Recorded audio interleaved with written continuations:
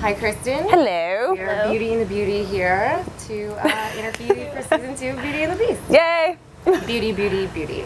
So it's triple beauty. That's right. I guess just to bring everyone up to speed, why don't you sort of bring us into season 2? Okay. Tell us season 1. Okay. So season 1 ended with much chaos. Vincent, aka the Beast, was taken off in a net and flown away with Catherine's father, who she doesn't know is her father. Heather found out that the person that she thinks is her father isn't her father. Catherine is left sans Beast, feeling lost and, going through a rather tumultuous time. Gabe's been shot 50 gajillion times in the chest, and that's where we're at. So season 2 begins 3 months after that. Okay. So Catherine's kind of really just lost it. She's spent 3 months essentially. I kind of just imagine her drinking coffee, maybe a little bit of alcohol, maybe exercising, but not really. No karaoke. I don't think she's had time for karaoke unless it helped her find Vincent. So she's given up everything. Her relationship with her sister is strained.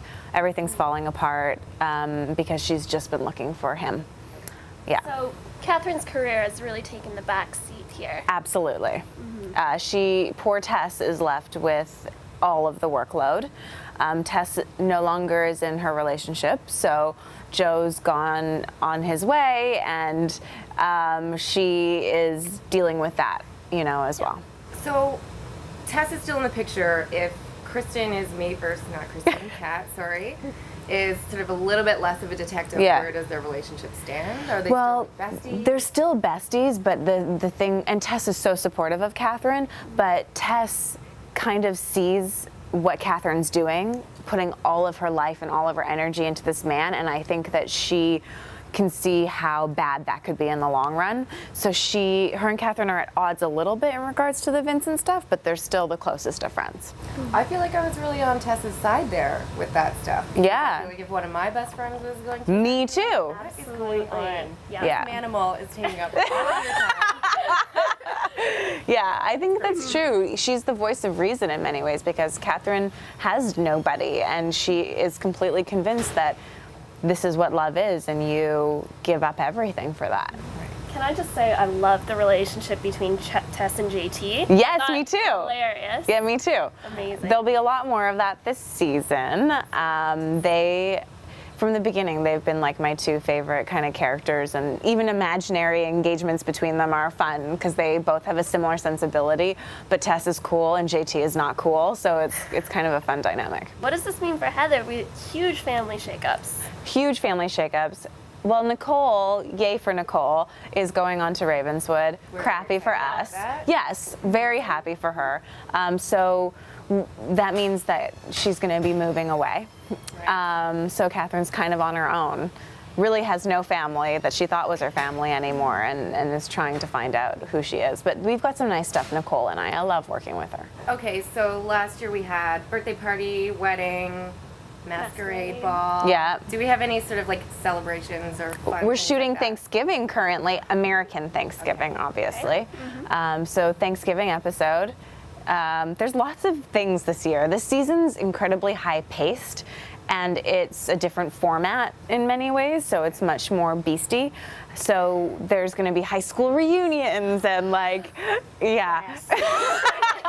high school reunions and parties and tangos and Thanksgivings, and it's just craziness. So this is great news for the fans. Yes. We love it. Another thing we love, Kat's outfits. Really awesome. Yeah. So do you get to keep the clothes? Do you have a favorite outfit that you've worn? I do not get to keep the clothes, and do I have a favorite outfit? I don't know. I really like, because Catherine's about comfort, and so I like going to set and putting on a leather jacket, jeans, and boots. It's like the nicest thing to do, so Or I like can a kick cozy people. sweater and some Yeah, I love that. That's what I like too, because she's all about that kind of comfort and coziness, something that feels good. I think is more Catherine, but she's still got a toughness to her, so her materials tend to be a little bit rougher. Yeah. Last season we all died a little every time Kat and Vincent just missed kissing. Right. Yeah. We're wondering if there's going to be any sort of love tension. Yeah, because That we can- now it's out there. Vincent doesn't have his memory. Right. So they are kind of in the same position they were at the beginning of last season in a way. So it'll be different because Catherine obviously loves him and he feels, when you're destined, apparently, you feel no matter what, there's that connection, that tie between two people and they feel that. So it'll be different than last year, but they're falling in love again. As a viewer, what was that like for you? Just watching them, the miss kiss, the miss kiss, the miss kiss. Did you feel for us? You were What- raging. As fans of the Raging. show? Yes, but I come from the old school television world where you hold off for like 20 seasons for your characters to get together. And we did it quickly on our show, but I think that it made sense. But yes, definitely.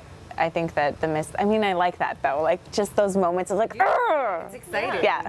And I'm glad that we get to recreate it again in season 2. It'll be different though, but yes, same but different. What's more difficult to film, a just missed kiss or full out kissing? More difficult? Yeah. Well, they're different. Yeah, no, those are sometimes awkward because the timing has to be just right. So you have to get your faces just close enough together but you don't want it to look too forced, but And Heather has to pop up. exactly. Yes. And if they don't interrupt, you're kind of in this weird, but you're not supposed to touch lips, so it's like a weird thing. So, you said this is a very beast-centric season. Yes, it is. So do you want to talk a bit more about that? What's going on with Vincent right now? No memory, Yeah. in a net, or he's out of the net by now?